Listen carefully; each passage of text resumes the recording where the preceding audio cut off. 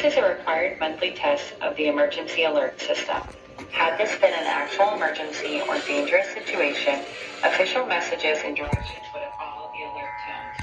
This test is brought to you by the Florida Division of Emergency Management, the Florida Association of Broadcasters, and your local alert system. Had this been an actual This concludes the required monthly test.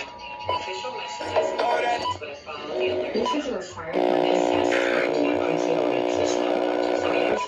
Florida Association of Broadcasters and your local broadcast station or cable provider. This concludes the required monthly test. By the Florida Division of Emergency Management, the Florida Association of Broadcasters, and your local broadcast station or cable provider. This concludes the required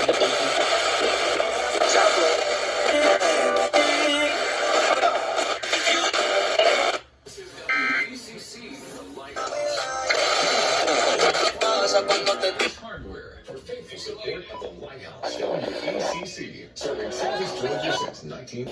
With locations in Berkshire, Nahanta,